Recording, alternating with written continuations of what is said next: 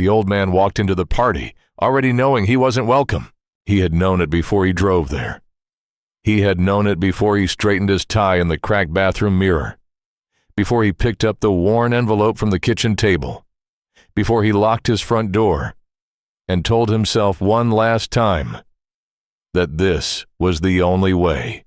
Harold Bennett stepped through the entrance of the Riverside Event Hall, and for a brief second, the noise of the engagement party faltered. Not completely, not dramatically, just enough the way a flame flickers when a door opens somewhere in the house. People kept talking, music kept playing, but dozens of eyes had already found him, and not a single pair was glad he was there. He crossed the room quietly. He didn't reach for a drink. He didn't try to blend in.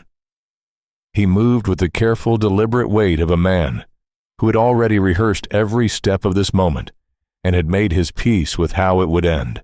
And in his coat pocket, pressed against his chest, was an envelope he had been carrying for 12 years. The engagement party had been planned for weeks. Lily Carter, 26 years old, and still carrying the kind of quiet sadness that never fully left a girl who lost her mother young, was celebrating the start of something new.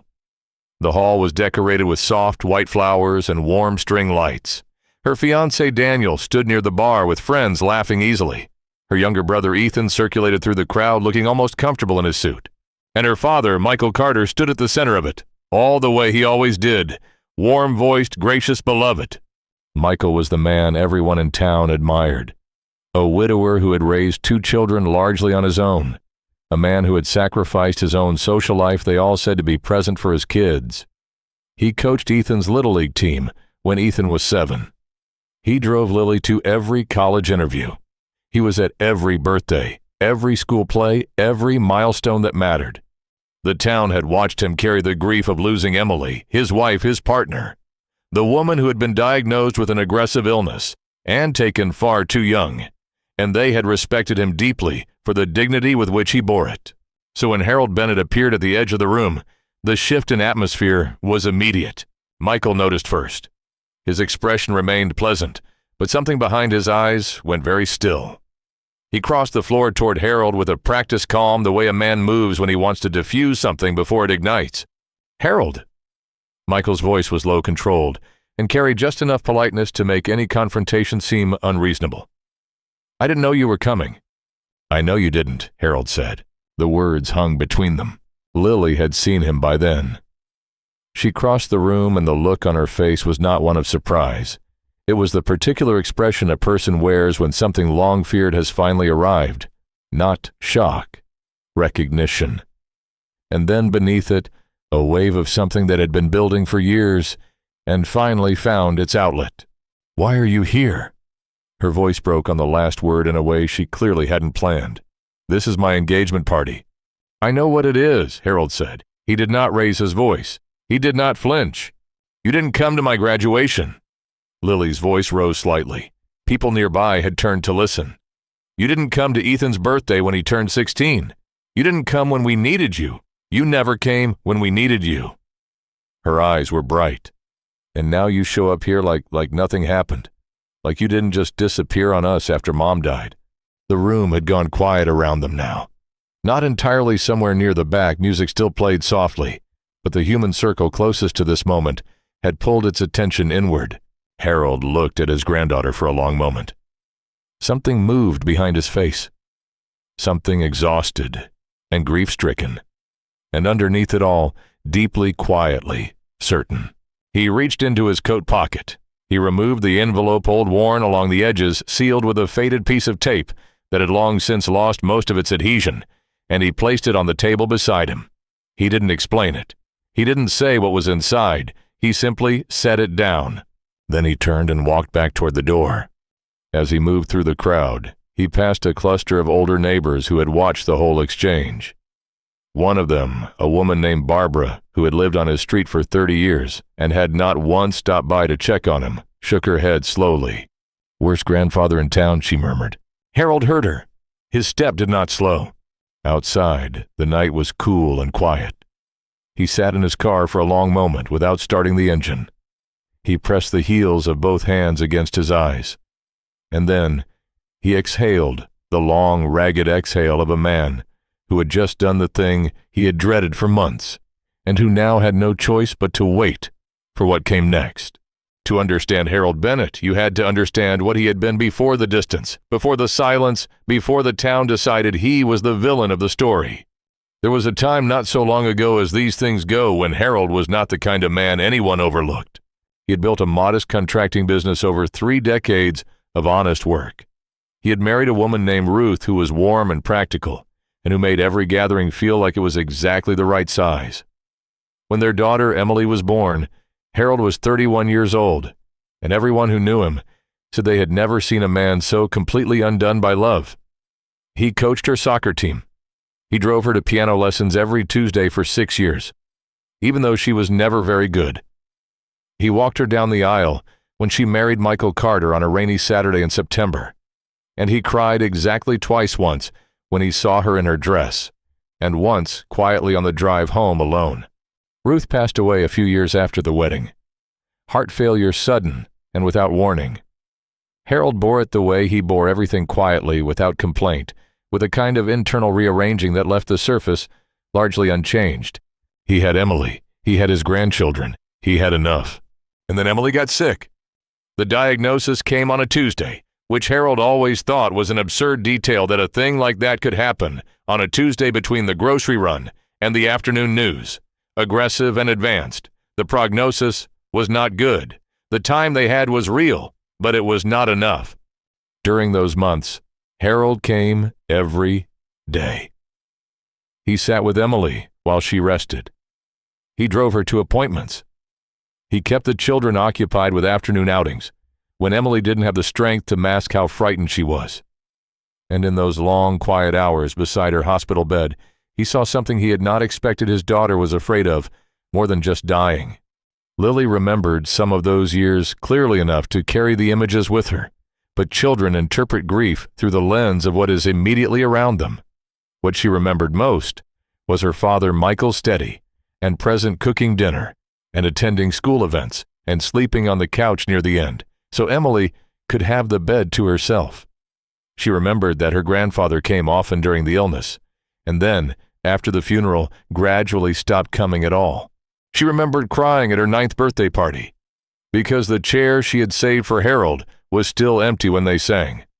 She remembered Ethan asking where Grandpa was, in that blunt, innocent way children have, and Michael saying carefully without malice that Grandpa had things going on and didn't always find it easy to be around the family anymore.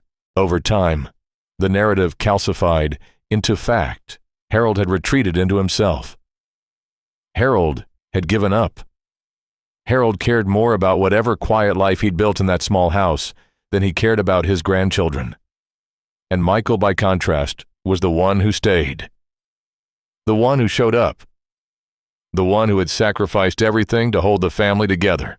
The town confirmed it, as towns always do when a story fits neatly into the categories they already understand. But there was one small detail that didn't quite fit. It was Barbara, the same woman who would later call him the worst grandfather in town, who mentioned it once years earlier to a neighbor. She had been driving past Riverside Cemetery on a quiet Wednesday afternoon and had seen Harold's truck parked along the far lane near the Bennett family section. She had seen the man standing at a grave. "Funny thing," she had said almost to herself. "He never misses that anniversary." The neighbor had nodded vaguely and changed the subject, and the detail was forgotten as quickly as it had surfaced. But it was true.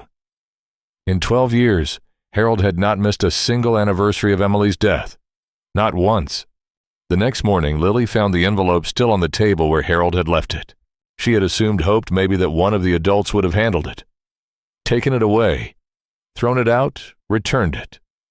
But it sat there in the morning light, slightly crumpled at one corner, and she stood over it for a long time before she picked it up. She had expected a letter, a plea, an apology. What she found instead was a bank statement. Old paper worn at the fold lines, dated roughly 8 years ago. She didn't understand it fully. She had no reason to know what she was looking at. There were account numbers, transaction histories, a series of transfers listed in neat columns. The amounts were significant. The account name was partially visible: Bennett Family Trust. Her grandmother's trust. The one that was supposed to hold the inheritance for Emily's children. Lily stared at the document for several minutes. Then she put it back in the envelope, placed the envelope in a kitchen drawer, and told herself it was probably nothing. Harold was angry. Harold was trying to cause trouble. That was what old men like Harold did. She called her father. Michael listened to her description of the document with the patience of a man who was very, very good at listening. He said the trust had gone through restructuring several years ago, which was sometimes necessary, due to legal and tax considerations. He said Harold had never approved of the way the estate was managed, and that this was an old grievance dressed up as something more sinister. He said he would have their family attorney reach out if Lily wanted clarification, and that she shouldn't worry. His voice was calm, reassuring, almost paternal in its certainty. Lily put the phone down, feeling mostly better. Mostly. That same afternoon, in a law office on the third floor of a building on the west side of town, Harold Bennett sat across from an attorney named Frank Gallagher and spread a series of documents across the table. Harold had been coming to Frank for 4 years, not because Frank was the most prominent attorney in the area, because Frank was careful, and because Frank had agreed in writing to keep these meetings confidential until Harold gave explicit authorization to proceed. "We're close," Harold said. Frank nodded slowly, reviewing the newest set of documents. "We're closer than we were, but you know what I'm going to say. It needs to be airtight. If he's got any kind of advance warning, he can claim administrative discretion on most of this. The withdrawals have been structured exactly to stay inside the gray area. We need the full communication trail, the emails, the correspondence with the secondary account. That's the piece we're still missing." Harold rubbed the side of his jaw. He looked older than he had a year ago. His movements were careful in a way they hadn't always been. "I know. How much time do we have?" Harold glanced out the window. "Not as much as I'd like." Emily Bennett Carter had been 29 years old when she noticed the first irregularity. She had always been the kind of person who read everything twice. Contracts, letters, receipts. She was thorough in the quiet, methodical way that often goes unnoticed in people who aren't showy about it. She had been reviewing her mother Ruth's estate documents not for any particular reason, just one of those household organizational sessions that get postponed until they can't be anymore when she found a line item that didn't correspond to anything in her records. A transfer, modest in size, into an account she didn't recognize. She'd asked Michael about it. He'd explained it simply and well the way Michael explained everything. She accepted it, but she pulled the thread anyway. Carefully, quietly. Over the following months, between medical appointments and the exhaustion that was beginning to accumulate inside her bones, she pulled at that one loose thread and found that it connected to others. The trust her mother had established, intended to provide financial security for Emily's children, had been structured to give Michael management authority as their primary guardian. This was normal. This was expected. A surviving parent managing assets on behalf of minor children was not unusual, and nothing about the arrangement on its surface suggested anything wrong. But Emily was her mother's daughter, and she read everything twice. By the time the illness had progressed to the point where her doctors were no longer using optimistic language, she had found enough. Not enough to prove anything definitively. Not enough to go to an attorney without more, but enough to be afraid. She did not tell Michael what she had found. She understood with a clarity that grief often sharpens rather than dulls, that telling Michael would eliminate any chance she had to protect her children. And so instead, she asked her father to come alone one afternoon while Michael was at work and the children were at school. She gave him a sealed envelope. She told him what she suspected, not everything, but enough. She told him that she might be wrong, and she prayed that she was. But she made him promise. If anything ever seemed wrong, if the children ever seemed in danger of losing what should have been theirs, she needed him to find out. She needed someone who would not be distracted by grief or loyalty or the comfort of believing the best of people. She needed someone who would simply follow the truth wherever it went. "Don't open this until you need to," she said. She pressed his hand. "And Dad, whatever you have to do, whatever it costs you, just make sure they're safe." Harold held her hand and looked at his daughter. This person he had loved since the moment she was placed in his arms. And he made the only promise he was ever fully certain he would keep. He drove home that afternoon and sat at his kitchen table for a long time doing nothing. Then he began. Lily Carter had grown up believing her grandfather didn't care. That belief had shaped her in ways she hadn't fully examined. It sat behind the particular way she held people at arm's length when she first met them. It informed her fierce independence, the way she refused to ask for help, even when asking would have been easier. It explained the complicated knot of longing and resentment she felt whenever someone else's grandfather showed up for a birthday or a school recital. Those casual offhand appearances that she had somehow never managed to have. She had told herself she was past it. She was not past it. 3 days after the engagement party, the bank statement still in the kitchen drawer, she sat down at her laptop on an impulse she couldn't quite explain and typed the name of the law office she'd seen Harold enter once years ago in passing. She had filed the image away at the time and not thought about it again. She wasn't sure why she remembered it now. She found the firm. She did not call. Instead, she went to the drawer, took out the bank statement again, and looked at it more carefully. This time. She had a friend, Rachel, a tax attorney she'd met in law school, before switching careers, who owed her a favor. She photographed the document and sent it with a short message. "Can you tell me what I'm looking at?" Rachel called back within the hour. "Where did you get this?" Rachel's voice had a particular quality, not alarmed exactly, but careful. "My grandfather left it for me. Why? This is a trust disbursement record, and these withdrawals..." Rachel paused. "They're legal, on paper, but the pattern is unusual. Over the course of several years, substantial amounts have been moved into what looks like a secondary holding account.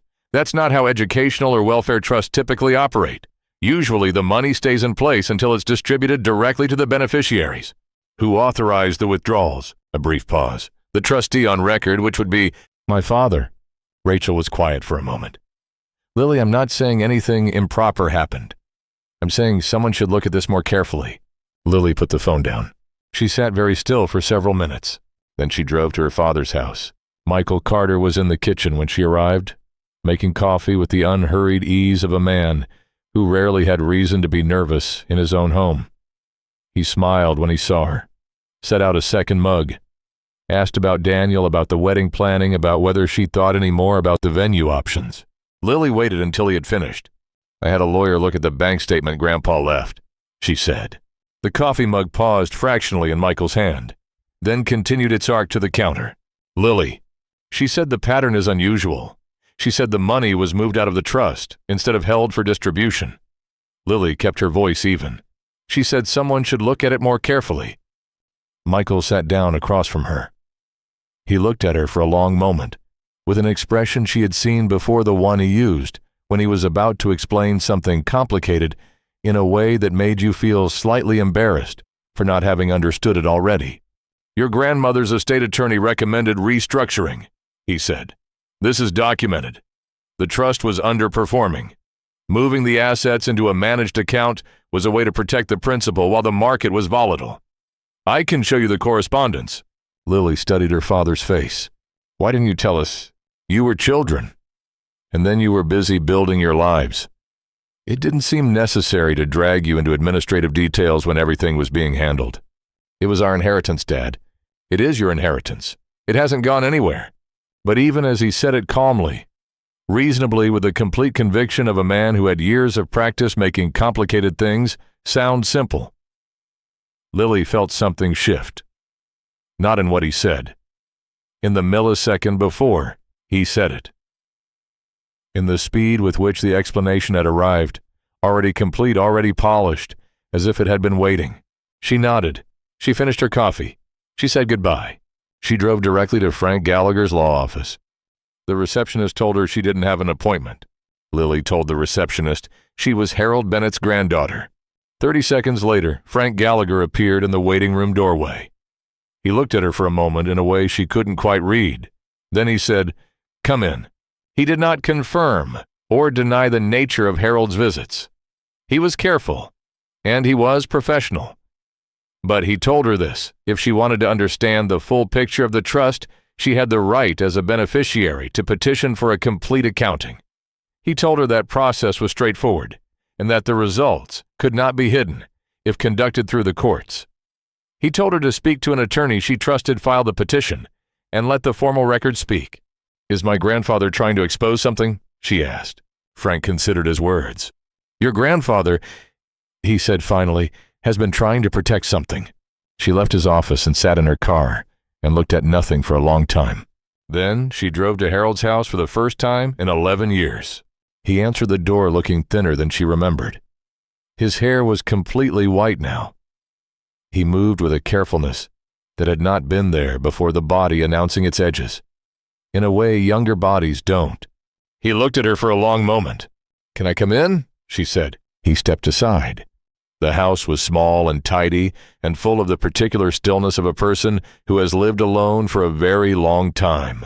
There were no decorative flourishes, no accumulated clutter of a social life. But on the wall near the hallway, she saw photographs. Her own school pictures. Ethan's. A photograph of Emily at what looked like a family picnic laughing at something out of frame. He had every photograph she'd ever sent. Everyone they'd given up on thinking he'd wanted. She stood looking at the photographs for a moment before she turned around. I went to see Frank Gallagher, she said. Harold nodded. Nothing in his face suggested surprise. Tell me what you know, Lily said. He was quiet for a long time. She watched him weigh something. Whatever the calculation was, he reached a conclusion. Sit down, he said. He told her most of it. Not everything there was still a piece missing he said that they needed before anything could be formalized, but he told her enough. He told her about the missing trust payments Emily had noticed. He told her about the 8 years of quiet investigation. He told her why he had stayed away, not because he stopped loving them, but because the closer he stayed, the greater the risk that Michael would become careful too early, would bury the remaining evidence, would walk away clean. Lily listened without interrupting. When he finished, she said, she knew. She suspected she didn't have proof, but she trusted you. Harold looked at his hands. She asked me to. Why didn't you tell us not all of it? I understand why not, but something, some sign. He looked up at her. And the expression on his face, the first unguarded expression she had seen on him in all her memory of him, was the expression of a man who had asked himself that question 10,000 times. Because you loved him, Harold said simply. He was your father. He was the one who stayed. If I had told you, and I'd been wrong, I would have destroyed what little you had left. And if I told you, and I was right, I would have destroyed it anyway, before I could do anything to protect you. He paused. Your mother asked me to protect you. Sometimes, protecting means being the thing that takes the harm. Lily sat with that for a long moment. You let us hate you, she said. Harold said nothing. The petition for a full trust accounting was filed through the court 6 weeks later. By then, Harold's health had declined more visibly.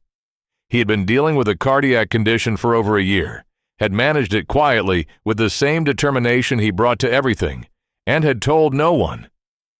He collapsed at home on a Thursday morning in February and was found by a neighbor who had noticed his mail accumulating. The family gathered at the hospital. This was the first time in over a decade that all of them were in the same room for reasons that had nothing to do with celebration or obligation.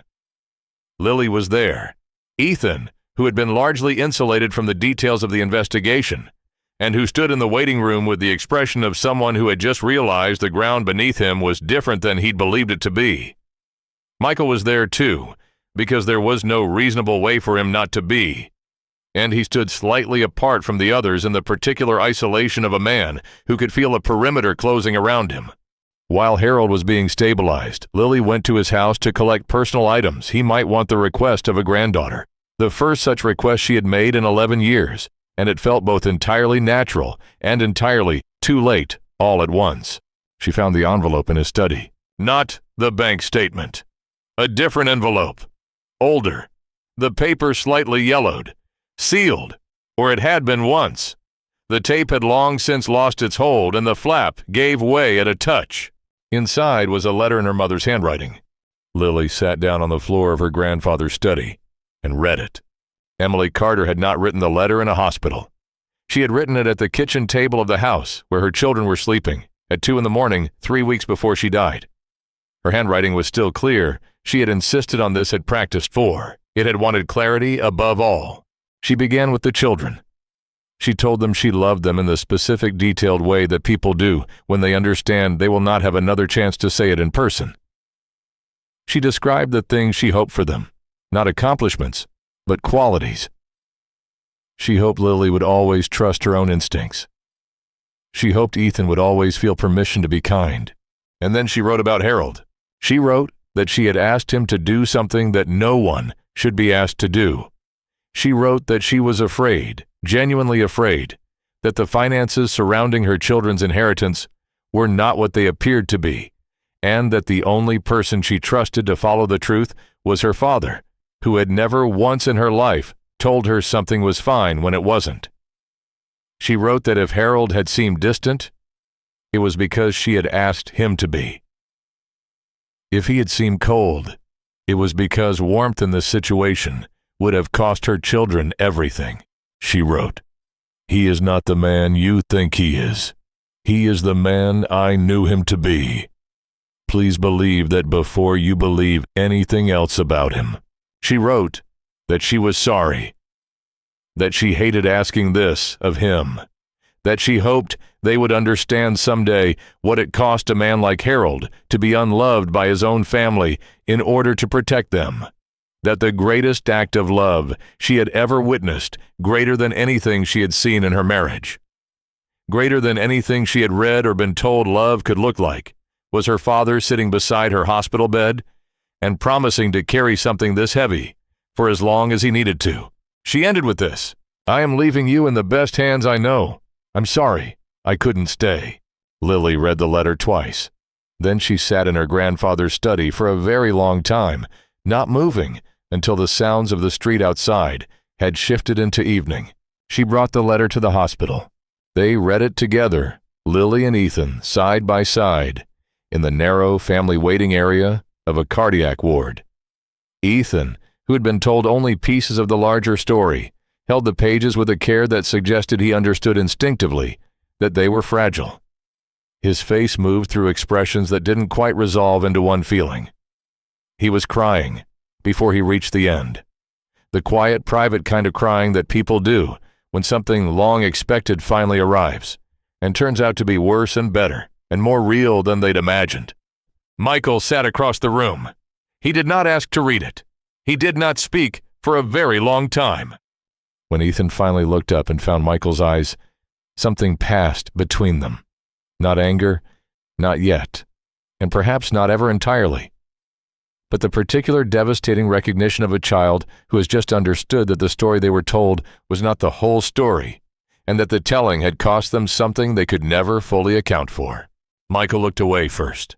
The formal accounting process confirmed what the preliminary investigation had indicated.